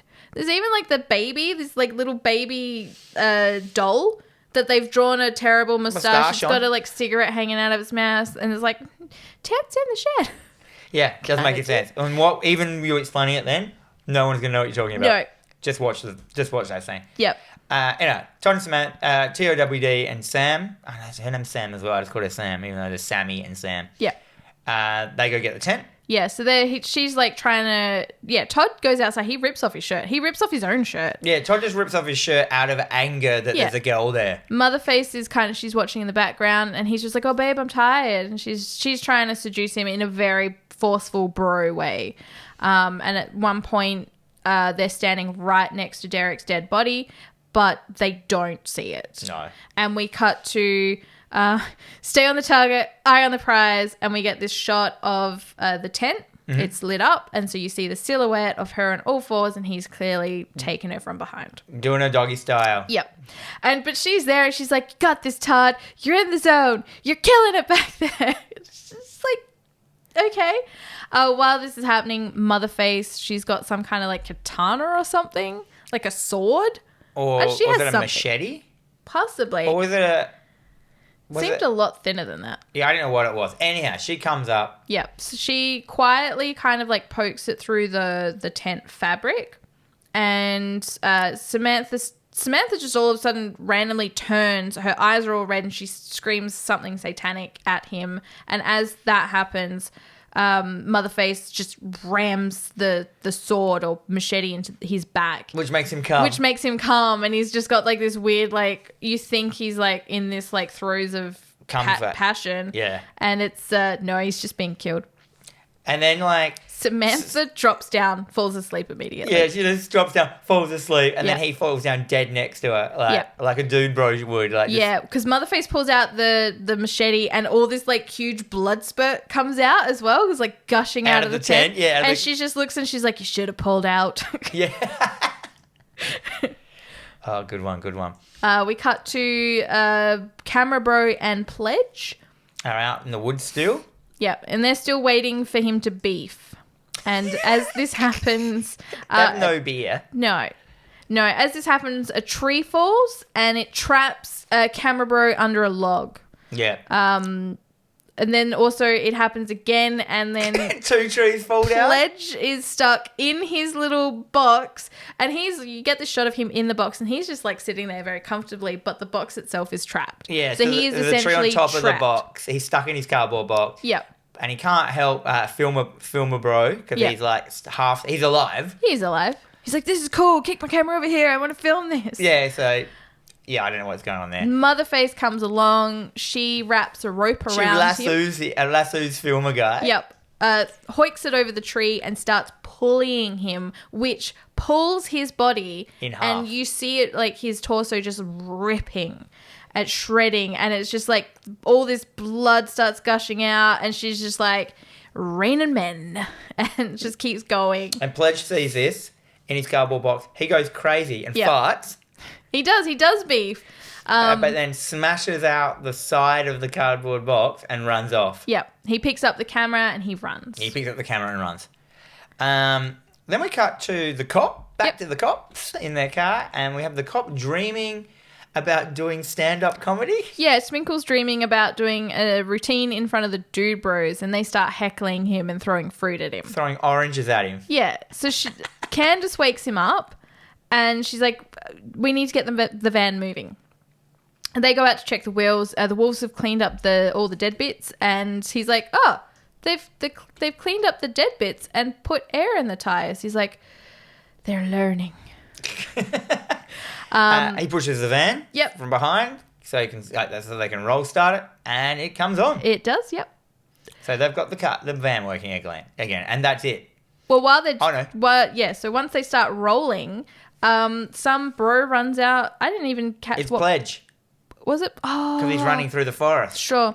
And they swerve to miss him, they hit something, and they crash, and they go flying through the air. Yeah. And this is great because it's not just like a fly out of the car kind of deal. It's they're flying through the clouds. They're sailing. Yeah, so they're driving. They crash their car. They smash out of the windscreen and fly ET style across all the way to the forest and into the lake. Where they literally take 2 mannequins and throw them in the lake. Yeah. Which looks fantastic. I know. And then we get an ad break. Yeah. Oh no, I forgot my keys. That's what it was? That's what it was. It was because it was like this guy driving, and he's driving in his car, and he's like, oh no, I forgot my keys. And then he crashes. That's it. And he's driving. Yes. So we cut to the next day. Yep. It's daytime now. The Dubros are hanging out at the lake. They're in the lake. They're splashing around like idiots. Yep. Yeah. And Brent's sitting on the pier, and they're like, quit remembering your dead brother and get in the lake. And then he pulls off his shirt, he gets in, he's like, oh, it's so wet. And they're having a good time. Yeah. Brent, he gets into the lake and suddenly realizes, he's like, I am having a good time. This is good. These are my friends. Yeah. And then we cut to Samantha. She wakes up and she's holding Todd's severed arm. Which for no reason, severed now. So she screams and we cut back to the lake. Yeah. Literally she screamed. Yeah, she just screams and wakes up and that's it. Cut so back to the lake. They notice that the camera bro, he's like on a zip line, which is above the lake. And they're the guy that previously got ripped in half is now on a zip line up on top of a cliff. Yeah, and they're holding onto it. Bro, got over his fear of heights. Yeah, I guess he got over his fear of heights. And then he starts like moving. He flies over them, dropping all of this blood on top of them. Only the top half of him, yeah. Before he drops into the lake and sinks into the lake. Oh my God. Then we get this scene. And it's like he starts sinking into the lake. So we've got this very composited scene, This which is is just a photo of him cut out in half. Yeah. Sinking down into this lake, which is almost like a Monty Python animation. Yes. To like... Old Parch Town. Yeah, he sinks down into Old Parch Town. The continuity in this movie is pretty full on. Yeah. But it's to like jewellery box music. That's what I said. Yeah. So, but we see him float down into the old Paddy's boathouse. Yeah. Which was the original one, and he smashes into the roof. And then all the original corpses of Paddy's boathouse who drowned, like the mum and the child and whoever, float out of it and up. And then it just cuts to a shot of all the Dubros in the lake with all these corpses around them. And then they start screaming. We're covered in blood and intestines. And like, ah! And I'm like, oh my God. Yeah, so they get out of the lake. They go bolting, like screaming through the lake and through the woods. And as they're doing that, Samantha is coming from the opposite direction. She is also screaming bloody murder. And they basically just fucking clothesline her. They just clothesline her for no leave reason. her laying there. And we get this like long shot of her just like laying there lifeless. And they just like keep running. So they run into the cabin. They lock the doors. Samantha now rocks up and she starts banging on the door. And they're like, you're the killer. Like, I'm assuming you're the killer. We gotta kill Samantha. We saw you. You were covered in blood. That's why they hit her, because she was coming in and was covered in blood. They thought she was a killer. She's like, you're covered in blood as well, because they were. And she's like knocking at the door, and they're like, who is it? And then she's like, Samantha. She's like, Samantha who? That kind of deal. So they devised this plan. Samsy was on a baseball team, so he's gonna have the baseball bat. He's gonna kill her. And then they open the door, she comes running in, and he looks like he's about to go up and like swing her in the head, but he kind of javelins the bat at her. Yeah, so the top of the bat hits her in the head and knocks her out. Yeah, he like javelin throws the baseball bat into her forehead and knocks her out. And it looks heaps funny. Oh, it's so good. And then Brent, Brent gets into an argument with Samsy and Turbo about something. So Brent looks at the shirt that she's wearing, and it was a booze cruise shirt, and he's just like, she couldn't be the killer because of that booze cruise that Todd told us that she went on. That was at the same time that this thing happened, which means that she couldn't be the killer.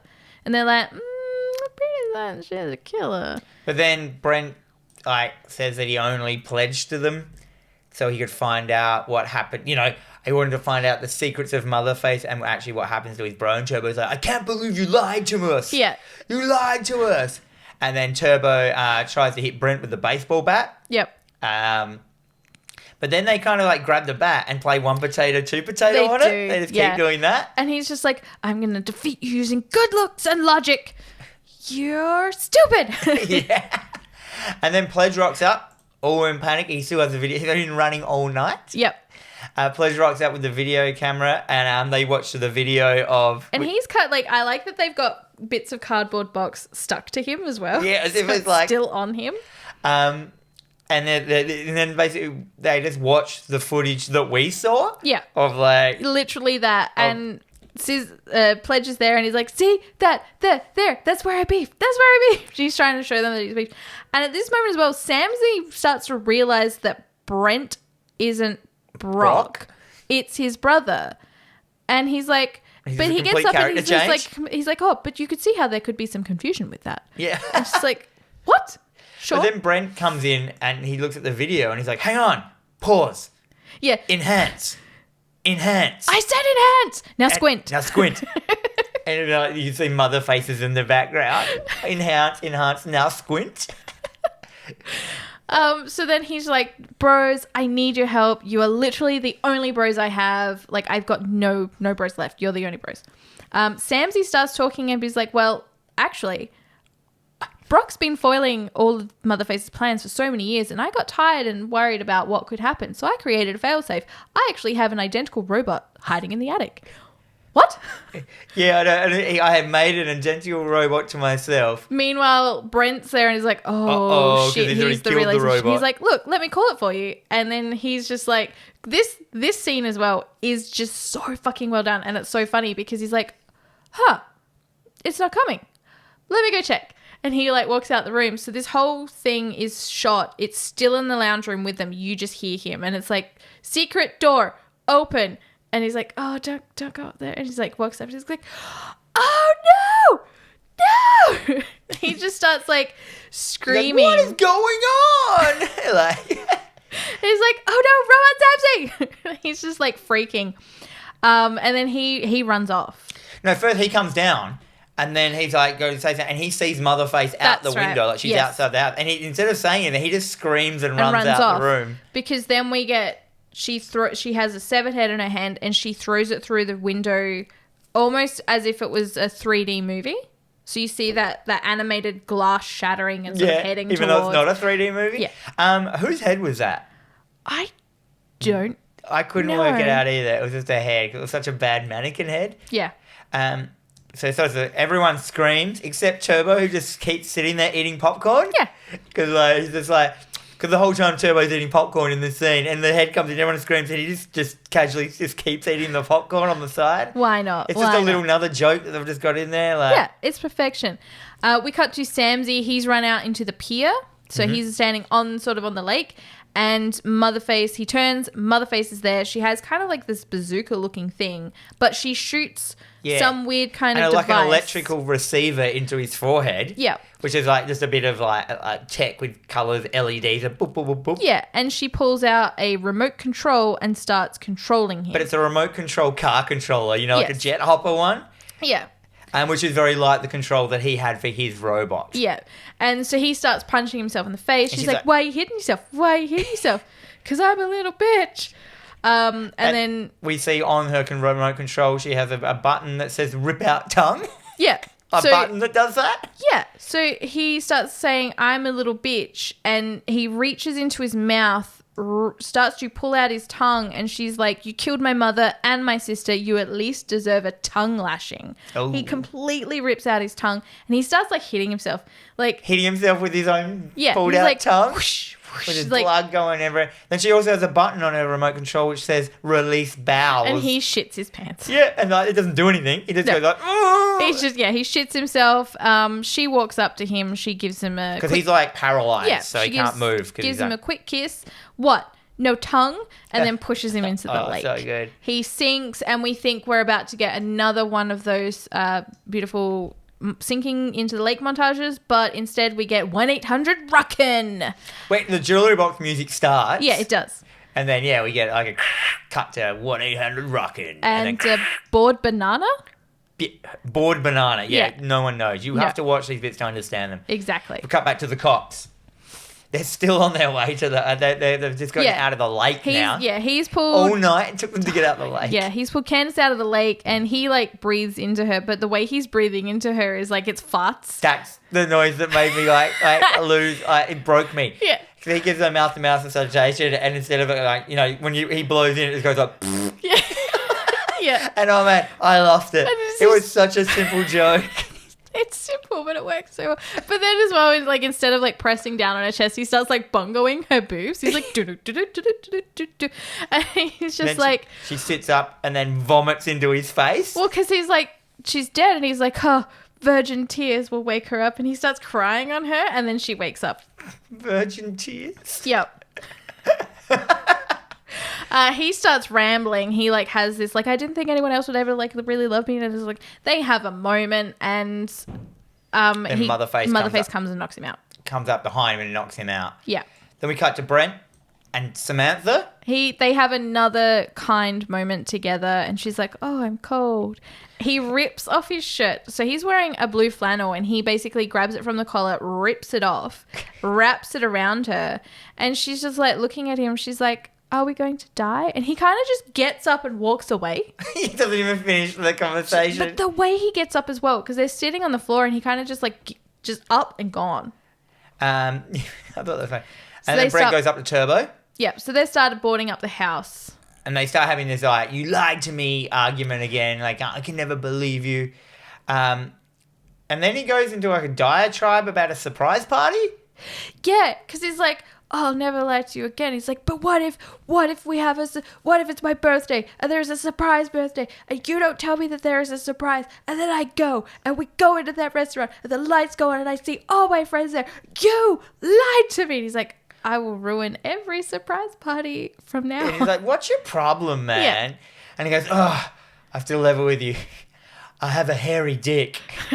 And he starts crying. Yeah. So this whole reason his persona, he has this badass persona, is because I hate, I've written it out, I hate my little hairy baby dog dick. And that's why I hate dogs. What? Sure. So his whole character is based around that he has a hairy little dog dick. And that's why he doesn't like dogs, because it reminds him of his hairy little dog dick. Sure. Cut to. Then Turbo leaves to get Woodget from the basement. Yeah. That's the end. Cut to Pledge. He walks. So he left because he was hungry. He needed to go get some food. He's organic vegetables upstairs. Yeah. So he finds this little. Someone has eaten all his organic vegetables and left. It's been pillaged, and his belly starts rumbling. He's what am I going to eat? And he's following like the crumbs of lettuce and carrots. To a bunny. He follows the trail to a little rabbit, which is clearly a puppet. Yes, it's this little bunny sitting there eating his vegetables, and he's like, "Oh, bunny, I'm gonna share my vegetables with you." As he's saying that, Motherface comes out, cuts him open. At first, he spins around to see that she cuts him in the guts, disembowels him. Yeah. Then she pulls his heart out. Is it his heart or is it his stomach? No, it's his heart. And then makes him eat. He goes, no, I can't, I'm a vegetarian. Yeah. And then, she makes him eat his heart. As she's doing that, this is fucking cool. This is funny. She grabs his intestines, throws them in the toilet, and flushes. And then his intestines... So they start unraveling. Just super fast being pulled out of his, guts. It's like, great, now the toilet's clogged. Yeah. This looks so good, and I've not seen this in any other film. No, there are heaps of good ideas of kills. Yeah. And then the toilet gets clogged, and when it fills up, it's full of pregnancy tests. Well, it's full of tampons and pregnancy tests because when they were cleaning in the montage, he's has all these things and he shoves them in the toilet. Oh, okay. Because this is technically a sorority girls' lake house. It's not a frat party house. Yeah. So you just tipped all the girls' stuff out. Yeah. I didn't see that bit. Then we cut back to Turbo. He's in the basement, which this may be the best scene in the entire film. No, it's not. They're all good.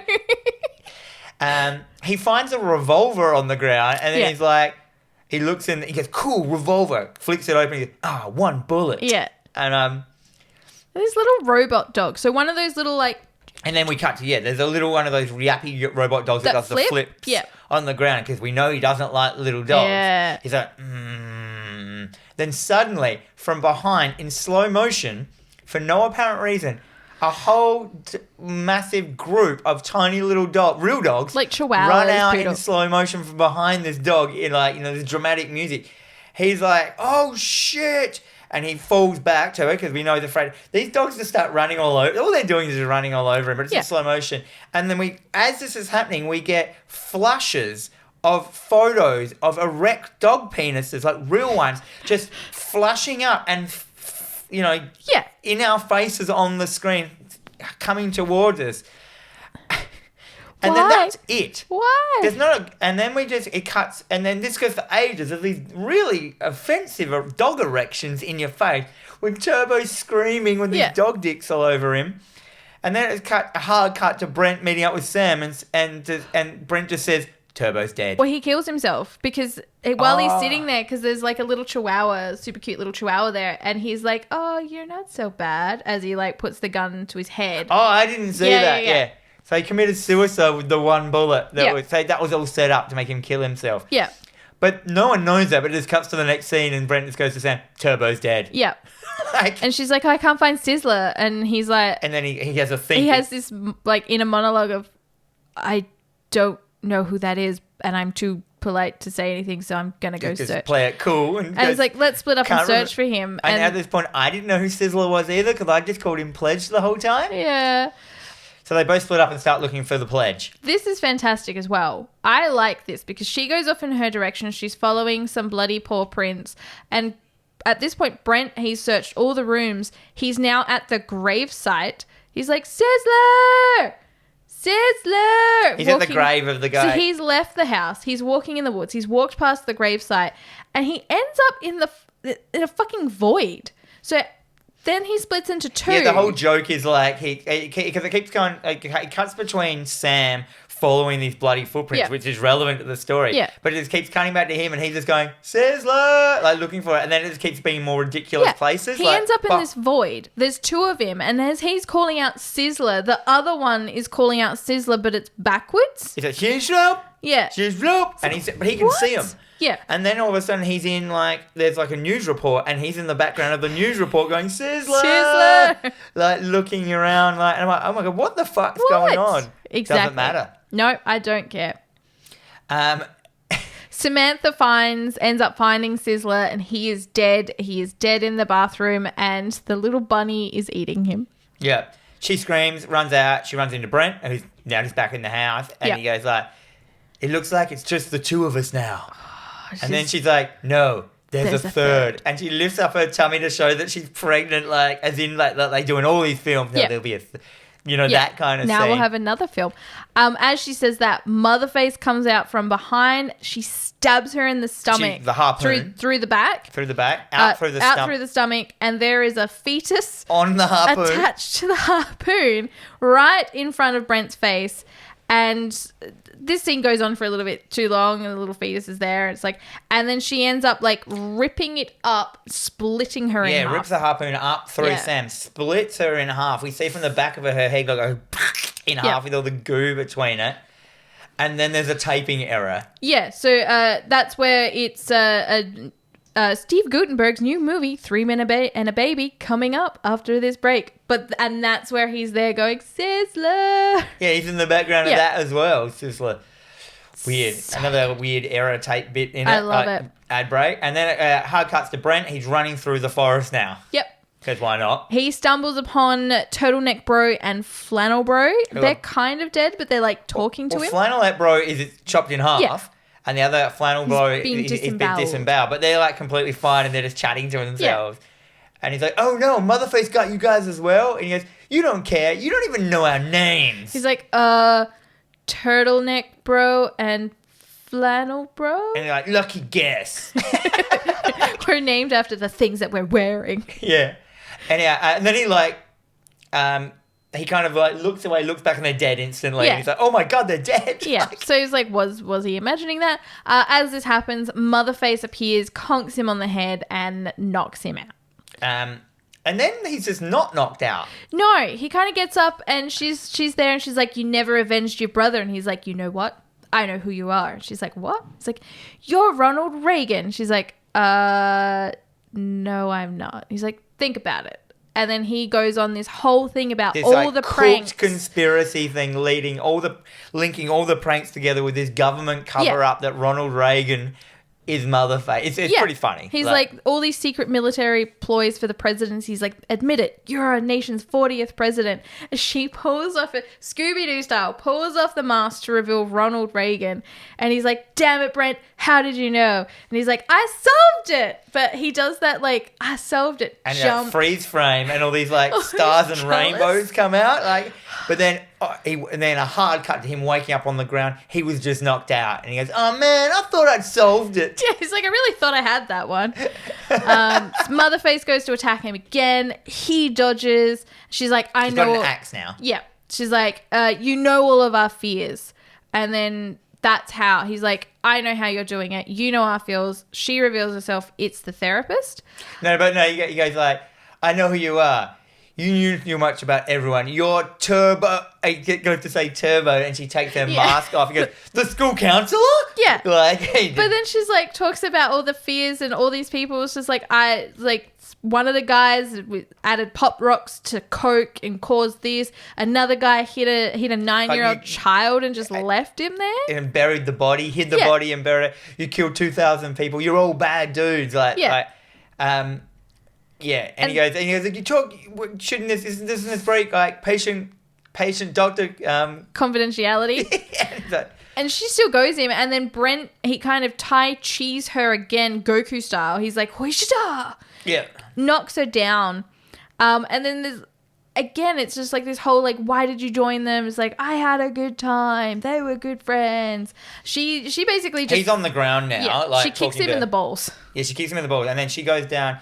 You know, she gets her axe, she goes down to swing down onto him, and suddenly the axe is blocked by a skateboard, which we forgot to mention earlier on. Yep. And which is was thrown by Nedry. Yes. Because he gives Nedry the skateboard when he, in case you get any terrain you can't get through or something. So he's got the... And this is how fucking good this film is. I completely forgot Nedry. Yeah, so when he rocks up, he's like, not so motherfucking fast, motherface. Yeah, and he's like... He's rocked up with some wolves. He has a wolf... A gorilla? No. So it's a gorilla. It is a man and a bear. in a wolf suit. There's a man in a bear suit and a plastic wolf. And on his lap is the rabbit and a couple of like mink furs and stuff. Yeah. And he's like starts swearing and Brock's like, you did it, Nedry. You swore. Yeah, and he's like, check this out. And he's like, caw. And he's like, this is a motherfucking bald eagle. Yeah, but the best bit is as well. He goes like, I made friends with all the motherfucking animals and motherfucking things. They're all, look at this, check it out. This is my wolf and all this shit. And then he goes, he calls the eagle down, and then this is this stock footage shot of an eagle's face looking at the camera for ages. Motherface turns around, throws an axe at him, just hits him in the head. And kills him instantly. And then the wolves just take him. All the animals just eat him. So, this is fantastic. So Brent and Motherface, once again, they start fighting. Brent swings his skateboard, and Motherface, she breaks it, and then she pins Brent to the tree by his throat. Yep. He then uses his inertia, which is the core strength, to lift her. No, first he we get Brock's ghosts appear. Yep. Which is always just a floating blue head. And he goes, use her inertia against her. Yeah. So he does like the dance move, the lift dance move to lift Motherface off the ground and smash her head into the tree that he's against. Conks her out. We turn. Brock is there. His spirit is revealed Star Wars style, so he looks like all the ghosts they're in Star Force ghosts, all the do-bros now. And we cut to Sminkle on a pentagram, and Candace is there. She's trying to help him. And wait, how did Sminkle get tied to a pentagram? Oh, that's because Motherface. Yeah. So he's like, oh, you lied to me. You know, the bros aren't oranges. He's like, I'm going to die a virgin, but I mean, I guess if this is going to save the country or the town, whatever. And she's like, oh no, like I can't have this happen to you. And she jumps on him, and they basically like, fuck. Dying a virgin is what's going to save you. It's the least thing I can do. There you go. And she goes, not if I can help it. Yeah, she jumps. She straddles him on the pentagram. Obviously going to have sex with him. Yep. We cut back to Motherface. She gets up, and all the bros are now there, Star Wars style. Yep. And he's like, let your bros in. And he's like, enter me. Enter me, yeah. And they all start like, you know, just sort of going into him. At first he says, if you face a foe, you can, like, if you face a foe you can't win against, let us in. Let us all in. And they all start entering him. We cut. He goes, I'm ready. Quick Enter cut back. me. Yeah, they're all. I thought this looked really good. They're all flying into him like, and he's like powering up, like, you know. Yeah, it's great. We get a quick cut back to Candace boning Sminkle. Cut back to Brent. He fucking hulks out. Like, he transforms into this really buff. It kind of looked like Derek, in a muscle suit. First, when they're having sex, though, a ghost comes out of the cop. Yeah. And says, I'm not a virgin anymore. I had no idea why that happened. Because I'm guessing he came. Oh, yeah, but looked like the virginity, was that that was his ghost? virginity? Yeah. Like leaving, so he's not a virgin. He's the page master. Yeah. Yep. And then that ghost flies out and goes into Brent's bum as well. Yes. Yep. And that's where he transforms into this big Hulk-like being, and he just starts beating the shit out of He turns into a giant Hulk. Yeah. Goes out to Motherface. Just with one punch, knocks her out, dead. Yeah. And then just starts brutally beating her on the ground. Stomping her. Like this one stagnant... Very much like what the Hulk static does, shot of just like... like real brutal. Like, and then, you know, I think the like people... Someone rocks up, like Samantha... No, who rocks up? And they just see her just beating? I don't remember that. Oh, it doesn't matter. But then I get there's this scene of it's Brock, and he's like, I'll always be with you, Brent. Inside your butt, giving you powers. Yeah. The ghost of Brock's face is in the sky. Yeah. Giving you powers. And then also next to Brent, T.O.D.D. Jr., the baby, appears and just goes, bye-bye! and turns into a shooting star and just goes off into the distance like the fetus that got... Oh my god. Oh my god. We then cut. So we feel that is the end of the film, but it's not, because we cut back to Patton. He's reaming the police station. chief. Yep. He's reaming Schminkle for letting the team down. And he's just like fucking hell, like, you let the team, I ate a Caesar salad so that I baked you a cake, and he pulls out this poorly drawn, like, ripped Sminkle cake, and he's just like, now I can't fucking eat. He's like, throws the cake. And suddenly a lady comes in. Yep. Another cop, and says, you've got a call from the Imperial Dark Majesty? Yes. And he goes, I got to take Imperial this. Dark Majesty on line 1. And then we get, like, Candace and Schminkle, like, talking to each other, like, she's kind of saying that she loves him or whatever and stuff like that. And in the background, we see the chief talking on the phone, and he explodes. He does. He's just like... Rup. But that's it. It's the same explosion like in Cloverfield when the girl explodes. Like, so this... Yeah. Not spat on your computer. Well, that's fine. And he's like, yeah. No one cares, though. No one even looks at it. Yep. And then it kind of reveals... No, at first, yeah, Schminkle goes like, to Candace, like, let's join up as a team. We'll be like a crime-fighting team. We'll go around solving crimes. First crime we can solve is, like, maybe we can get onto this, where these vitamin C shortages is. And then the lady cops look at him and just goes, but I'm a bag of oranges. And he's like, well, she goes, search deep down. You know it's the truth. Search your heart. You know it to be true. And then we get a flashback of all the times in the film when they were together, and instead of her being in it is a bag of oranges. So it's like the chief calling her. He's like, "Get in here, you bag of oranges," and like giving her mouth to mouth, and the oranges vomiting. Well, him banging. He's fucking the oranges. So the whole time, she has always just been a bag. She's always been a bag of oranges. Sure. So she goes, you know what to do, and he boops her on the nose, and she instantly turns into, I don't know how they did this. Yeah, it looked good. She turns into a bag, like, she doesn't turn into a bag, she just turns into oranges, and then just, like, in the shape of a person, and just falls onto the ground. At the same time, this causes the whole town to rain oranges. Yes. What the fuck? And then the film ends with the shots of the town getting covered in oranges and everyone rejoicing because there is no longer a vitamin C shortage. Yep. But Sminkle's crying while he's juicing some oranges to make juice. Like... Credits. What? It's not just that. There was all shit through the credits as well. They were saying Andrew WK's is sitting on the roof surrounded by oranges because it's obviously... And just singing a little song on a piano like, they'll come find me soon. Yeah. My friends will come back for me.